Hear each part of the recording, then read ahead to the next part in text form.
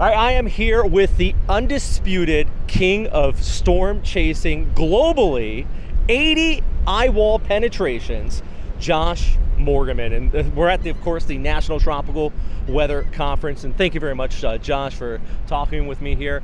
First off, can you tell me about the National Tropical Weather Conference? Like, why are we here today? This is one of my favorite conferences. There's like a lot of hurricane conferences every year, but this to me is like the special one. It's a small but an elite group. It's a mix.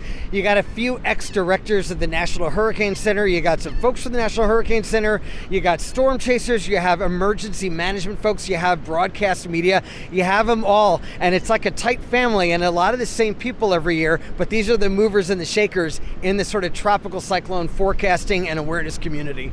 All right, well, and you said there's a lot of storm chasers here, and you are, the undisputed most eye wall penetrations out of storm chasers.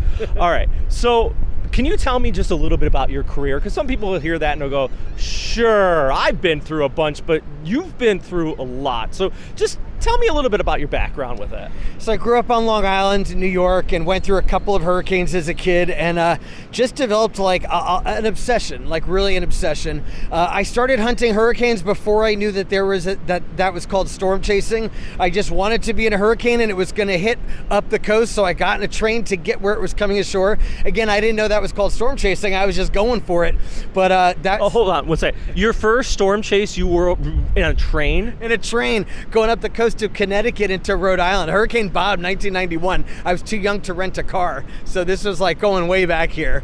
But that was the first chase, and then I started chasing in the U.S. 2007, started chasing in other countries like Mexico. In the teens, I started chasing in East Asia, then Australia. So now I'm just all around the world, all four hemispheres, north, south, east, west, all around the world hunting down hurricanes. And like you said, I've been in 80 to date. 80 cores, meaning the inner part, the eye wall, the part with the really crazy wind. So you're not talking about, because a lot of people say they've been through hurricanes, but they were through like the outer rain bands, the tropical storm, kind of rain bands. You're talking about 80 eye wall penetration. Yeah, and actually that's something that's really important. When I go around the country and talk to community groups about hurricane preparedness, one of the things that's most important to me is making sure folks understand whether they were really in the hurricane or not. Because what happens is people will be on the outer part and they'll get some heavy rain and some gusty winds and they'll think they went through a Category 4 hurricane when they didn't. You were only in the Category 4 hurricane if you went through the eye wall, that ring of most intense storms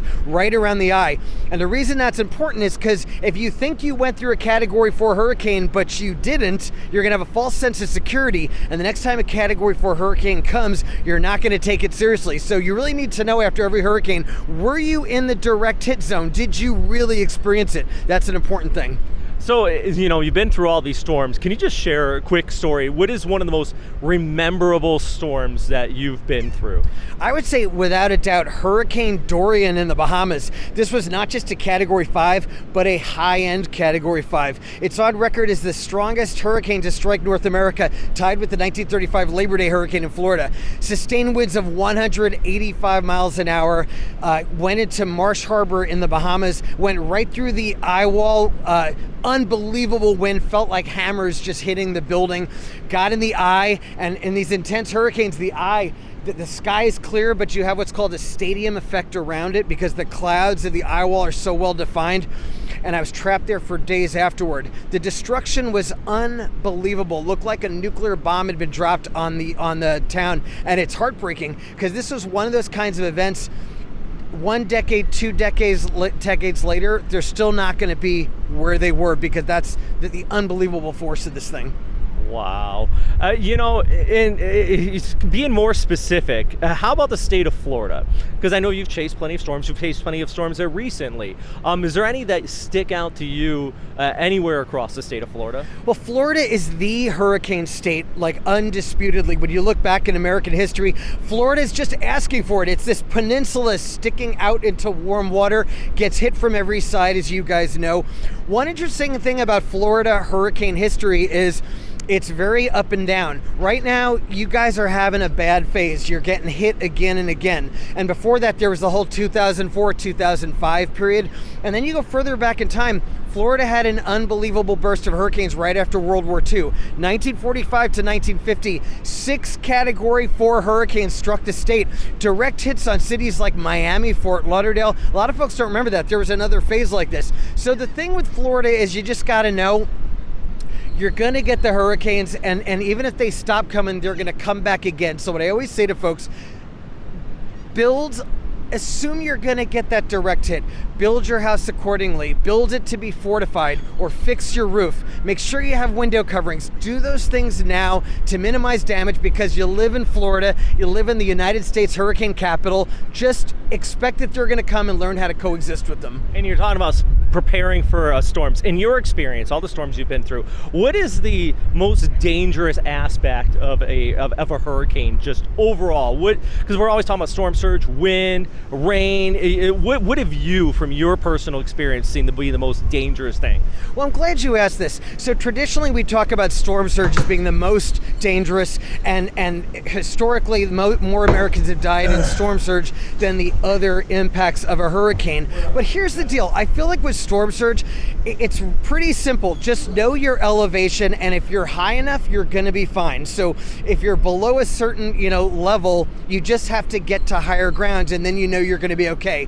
I find, me personally, the wind a little more scary, because wind is less predictable. Some hurricanes will bring very destructive winds very far inland, far from the coast. Like, there are hurricanes that'll hit the Florida Panhandle and bring destructive hurricane winds into inland Georgia or beyond. So the hurricane winds have a scary, unpredictable quality. And I'll tell you, when you're in crazy hurricane winds, the flying debris and everything, that could get really scary. And it doesn't take a strong hurricane to be deadly.